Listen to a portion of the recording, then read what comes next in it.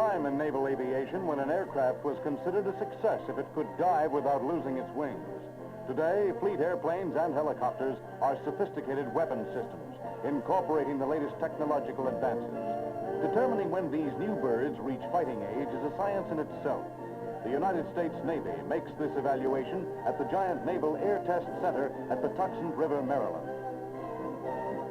The test work is directed by the Navy's Board of Inspection and Survey, BIS for short.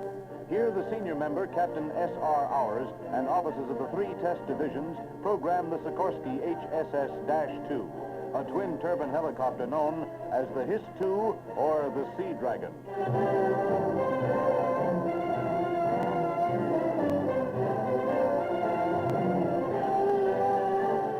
The boat-hulled HIS-2 is the Navy's first helicopter designed to detect, identify, track, and destroy enemy submarines while flying a full combat mission. After hovering in ground effect, where there is a supporting cushion of air, the aircraft hovers out of ground effect. Power needed for various gross weights is determined. Now comes a series of up and down flights called sawtooth climbs. First, a rise from 500 to 1,500 feet, and a drop back to 500 feet. The next climb will be from 2,500 to 3,500 feet. These flights help establish the best rate of climb at various altitudes. A major feature of the HIS-2 is its automatic transition capability. A push-button, hands-off operation in which the big turbocopter glides from altitude into a low hover for precise sonar work. 2 test pilots exaggerate the hands-off capability. The Ryan Doppler radar is a key piece of equipment in this transition.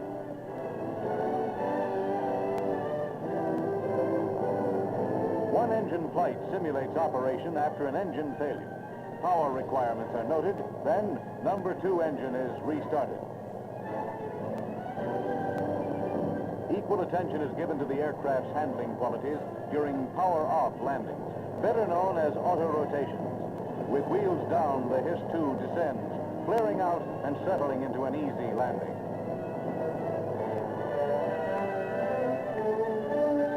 A flight test program is only as successful as the data obtained.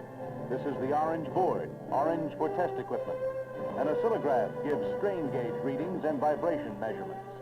Movie film provides a continuous record of the instrument panel. Navy engineers analyze the data and establish fuel consumption rates, maximum speed, service ceilings, and gross weights for different loading conditions.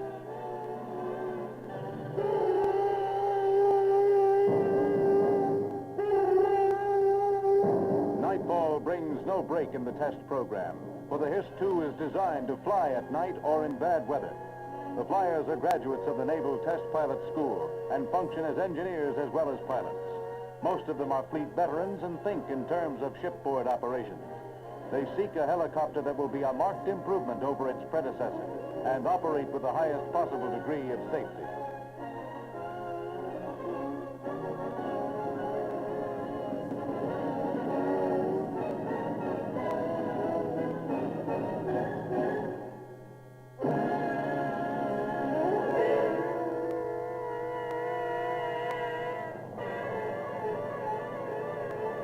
The HIS-2 can carry armament ranging from conventional depth bombs to nuclear weapons. Navy experts test the aircraft's ability to transport and deliver its lethal loads. The pilot arms his weapons, and the aircraft makes a mock attack run. The firing button is squeezed twice, and 2 dummy weapons splash into the sea. Back on the ground, other testing is carried out in the shielded hangar, the only one of its kind in the world. Free from atmospheric disturbances and the interference of other radio and radar equipment, the electronics package is examined minutely. The electronics equipment also is checked out in navigation flights, such as the one being set up by Mrs. Gloria Van Cleve, a civilian engineer. Mrs. Van Cleve was the first woman to fly in the HIS-2.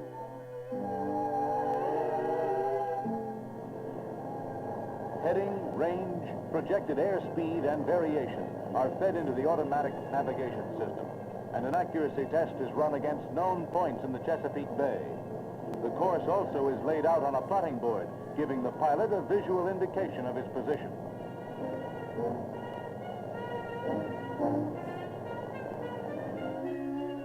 After the flight, the navigational computer, one of the aircraft's black boxes, is removed and checked in a navigation bench test set. Detecting enemy submarines is a prime function of this airborne platform. On station, the pilot gives the command, "Sonar, lower the ball." The sonar system produced by the Bendix Corporation comes in for painstaking scrutiny.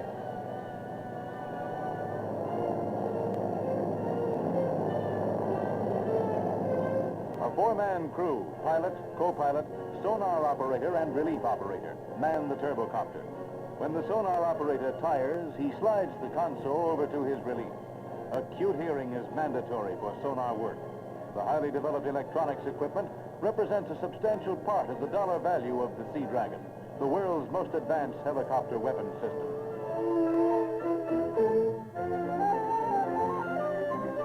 On still another front, two more HIS-2s are being put through accelerated field service and maintenance trials. A portable davit and hoist is utilized for a quick change of the lightweight gas turbine engine, the General Electric T-58.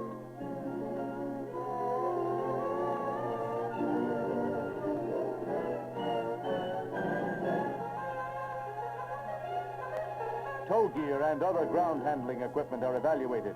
Accessibility of service platforms is studied. One of the goals of the HIS-2 program has been the development of an aircraft requiring minimum maintenance. Shipboard conditions are simulated as nearly as possible. Blades are unfolded and folded before and after every flight. The automatic blade folding feature eliminates the need for a blade folding crew and speeds up the launching and stowage routine.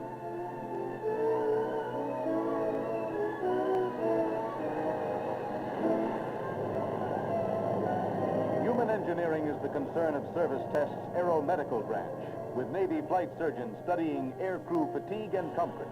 Air samples will reveal if the aircraft fuel or lubricants are giving off unacceptable gases.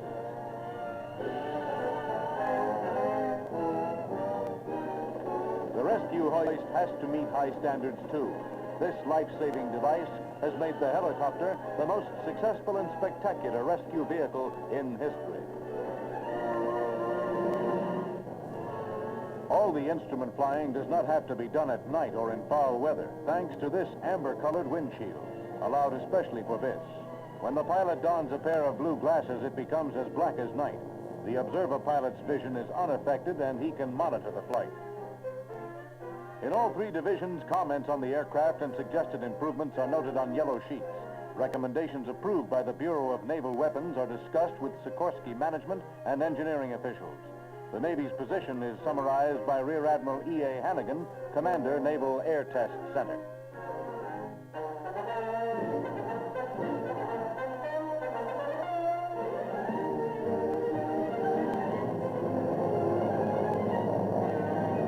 Now comes the moment of truth for the HIS-2. The aircraft carrier suitability trials aboard the USS Lake Champlain. This is the mission for which the Swift turbocopter was conceived and developed. A carrier-based submarine hunter-killer that can operate day or night, summer or winter, in the tropics or the Arctic. Years of painstaking planning, questioning, and testing have brought the helicopter to this mid-Atlantic rendezvous with its judges.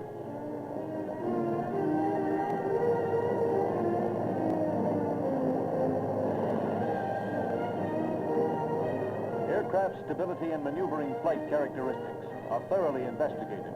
Landings at various deck locations and into different wind headings are carried out under a wide variety of wind and sea conditions.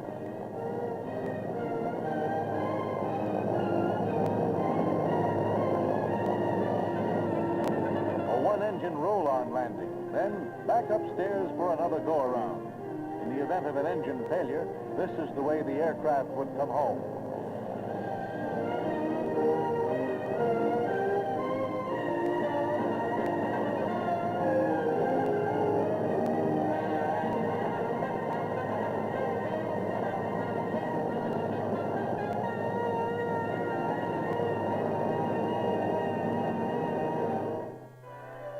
flight deck tie-down gear is checked for strength and ease of handling. Then the carrier's elevator is tried for size. With rotor blades and tail pylon folded, the Hiss-2 is a good fit, and the turbocopter is rolled to a storage space on the hangar deck.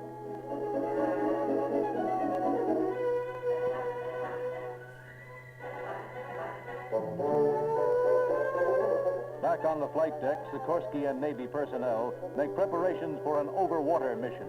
The complex electronics, armament, communications, and power plant advances, which have been wedded into an integrated unit, can now be appraised as a weapon system. A push of the button and the automatic blade unfolding equipment moves into action. High winds are the rule on carriers, and this 40-knot blow provides a stiff test for the new bird and the engineering know-how that created it.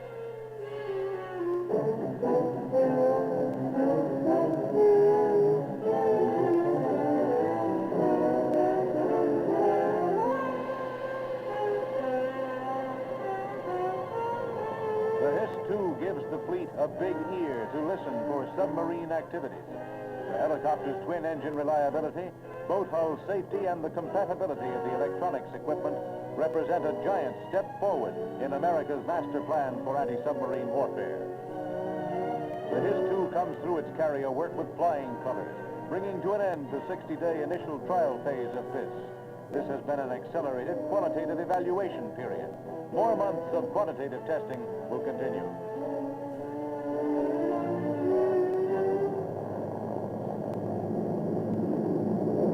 The initial trial phase report goes to Rear Admiral Paul D. Stroop, Chief of the Bureau of Naval Weapons, Washington, D.C.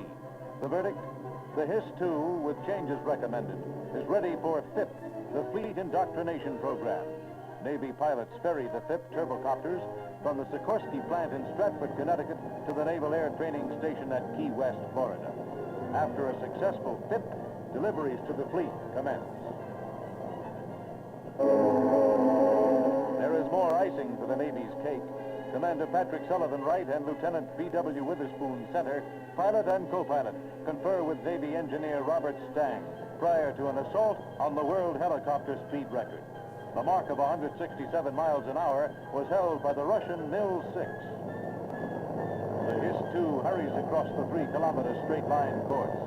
Back and forth at unprecedented speeds goes the big copter, an average of 192.9 miles an hour, the fastest man has ever flown in a helicopter. The old record is shattered by more than 25 miles an hour.